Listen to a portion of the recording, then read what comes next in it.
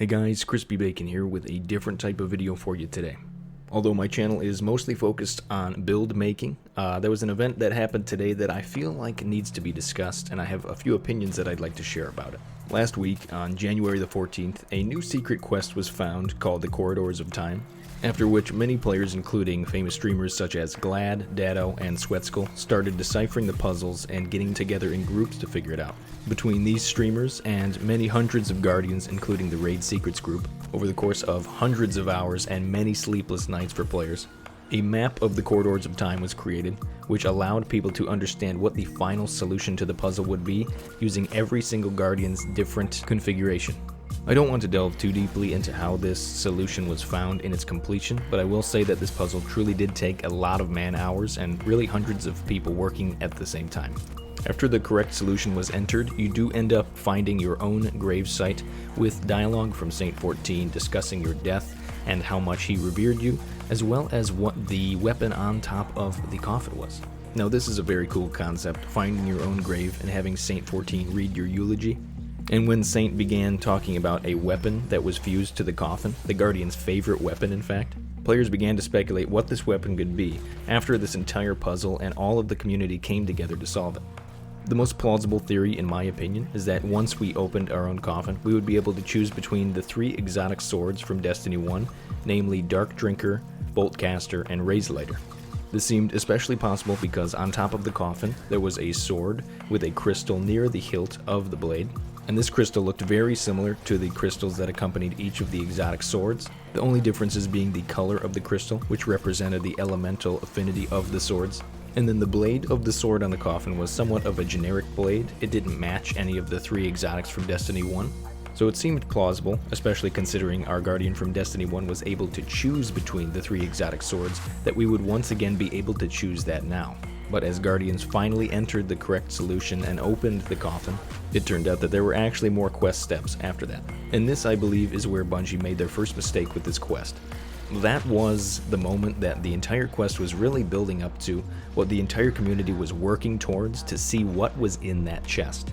It was at this point that I believe many members of the community thought we would be rewarded for all of the time spent finishing this very difficult puzzle. But it was at this point we were sent back to Saint 14 and given a task to go speak to Spider on the Tangled Shore. So already at this point I think the pacing of the quest lost a bit of stability. The community had solved the puzzle, found the final solution, but then there was more after that. It just felt a bit weird to me, but that may be my own opinion. Regardless, after speaking with the Spider on the Tangled Shore, it turned out that we needed to do some small fetch quest activities, such as public events, killing powerful enemies, as well as bounties. And this is kind of where I started to scratch my head and wonder, okay, where is this quest going? The climax had already passed, and now we're kind of just doing grunt work for Spider. The pacing was kind of losing me at this point. But regardless, as a fellow Destiny player, I was happy to engage in a bit of a grind, because at this point, with the puzzle solved and even more grinding after the puzzle, I figured that the reward would be absolutely worth it. So I kept moving through these side quests, which involved killing a few special enemies within lost sectors, as well as a hidden enemy within the Strike the Fanatic. And it was after this point which I was sent back to Saint 14 to speak with him one final time. Already I could see in my inventory what the reward was going to be, and this is where a bit of the confusion set in. In my inventory was the weapon frame for Bastion, which is a kinetic fusion rifle that the entire community already knew was coming thanks to the roadmap that Bungie provided us at the beginning of Season of Dawn. And this is where I think the largest problem with this quest came into play, and honestly my main gripe with the whole thing. The entire Corridors of Time questline seemed completely separate from the Bastion questline that was supposed to release next week. The puzzles that were solved were very hidden and very difficult to solve, and required probably the largest amount of Guardians that ever assembled to complete one quest. And so I think myself and many other Guardians assumed that the reward for completing this very difficult time-consuming quest would match up to our expectations or even exceed them. But even more importantly, of the building expectations of the community, I don't think there was any assumption that the Bastion quest that was listed on the roadmap and this exotic hidden quest was the same thing. The fact that this hidden quest was found by players and then worked on for weeks preceding the Bastion quest that comes out tomorrow really provided no reason that the two were going to fuse into one and the same. I think the main problem here was that we knew as a community that we were going to get this exotic known as Bastion, and we really already knew everything that it was going to do. So regardless of what we were rewarded with in the end, I think it was the lack of surprise that was the biggest sin. With the Corridors of Time quest being as long and difficult as it was, I think one of the best rewards that we could have received was a surprise, something that no one ever saw coming, because this entire puzzle was similar to that. It was something that the community had never done before, it was a surprise to everyone, and it really brought the community together. And that is one distinction that I do want to make. The best part of this whole quest was the puzzle itself. It really brought everyone together to solve it. It really got some eyes on Destiny, especially on streaming sites like Twitch and Mixer. And so to those of you at Bungie that worked on the puzzle itself, I applaud you guys. This has been an extremely incredible effort, and it really brought Destiny a puzzle like it's never seen. Where I do think there was a misstep, though, was within the investment team and within the PR and marketing team.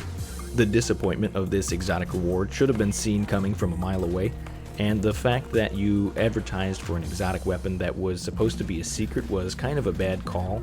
I honestly think that this was just a miscommunication between the multiple teams working on this season. One thing I want to mention right now is that this quest really doesn't take Destiny 2 down a peg in my eyes, although I believe it really will hurt the community. There were a lot of eyes on Destiny 2 this last week, both old and new, and I think such a build-up for such a disappointing reward may be something that turns some folks away. That being said, I still love this game, and anyone who's new to Destiny watching this video, don't let this event turn you away. There's a lot of stuff just like this in Destiny 2 that really does not disappoint, and Bungie has proven time and time again in the past that they can learn from their mistakes and make a truly quality product. So with that out of the way, I did want to talk about Bastion for just a few to help clarify where a bit of the disappointment is coming from. Both the look, feel, and lore surrounding the gun makes it feel truly exotic. The fusion indicator on the back of the exotic is a great homage to the relationship between Saint 14 and Osiris. I may be reading a bit too far into that, but all I can say for sure is that it does look really cool. Aside from that, the fact that this is our first truly kinetic fusion rifle does make it a bit special, but that's about where the positives for this gun end. Its exotic perk is known as Breakthrough. A portion of this weapon's damage bypasses elemental shields, and although this is a cool effect, it really has very little use. If you are in an activity where shields are actually a problem, you're most likely in a high-level nightfall or within a raid, and if that is the case, I'd say it's much more useful to actually pop that shield so that all your allies can help do damage to that enemy regardless of their elemental affinity. If you're looking to pop enemy shields, I'd say Arbalest is a much better choice than Bastion, especially because it exists in the same slot, it's kinetic, and you can also use it for boss damage. So that's about all there is to say for Bastion. It's not a very intricate weapon, it doesn't really fill any role that wasn't filled prior, and doesn't do much special that the community was really looking for. But the final misstep of this quest really comes with an announcement from Bungie that every player in the game will get this weapon for free tomorrow from Saint 14 without having to do any of the quest steps. The problem here is twofold. First, I think this devalues all of the hard work that many players and streamers have put into this puzzle. After the letdown that was Bastion, I think some players are even more disappointed that other players will be able to go to the tower, pick up this weapon for free, and not know any of the difficulties that half of the community went through here. The second problem here is that the Bastion exotic quest was marketed as just that, an exotic quest. So I think many players, even those who weren't involved with this puzzle, expected at least some sort of quest or storyline that led to this gun that they would have to be involved with. But even if you haven't played the game for the last week, tomorrow when reset happens, you can just go to the tower and pick up this gun, and that will have been the entirety of the exotic quest for you. Personally, I don't feel like going to the tower and picking up a free gun is an exotic quest, and the fact that this was on the roadmap and advertised as one of the larger events of this season, I think this is a huge disappointment and kind of a bad representation of what the content of this season was supposed to be like. If the entirety of this quest and the acquisition of Bastion was never actually put on the roadmap and never actually marketed as part of the content of this season, I think that there would have been a much better reception from the community, and it would have felt more like a gift for dedicated players than it would have a failed content drop from this season. And again, I think this has left a bad taste in a lot of players' mouths. There have been multiple times within the Destiny franchise's life cycle where the content really didn't live up to the community's expectations, and it is difficult whether or not to put the blame on the community or Bungie in those cases. But I think that it's important to consider the fact that Destiny has always been a game that has been under the magnifying glass. Instead of being abandoned by devs or forgotten by players, Destiny is a game that many are dedicated to, both on the player and dev side. Bungie has made it very clear in the past that they are still trying time and time again to get things right, and they've proven time and time again that they can fix Destiny's problems and learn from their mistakes. This event is no reason to give up on the franchise or Bungie as a whole, but I do think this is one of the larger bumps in the road that Bungie can learn from. But anyways guys, that about does it for this video. I really hate having a video with so much negativity, but I did think it was something that needed to be talked about. I'll be returning to my regularly scheduled build videos after this, so I really appreciate you sticking around even if this wasn't your type of video. If you want to find me, make sure you follow me on Twitch and Mixer, and join up on the Discord community. We'd love to have you and all your opinions there. But anyways, thank you so much for watching, and have a good one. We thank you, Guardian, and we will never forget.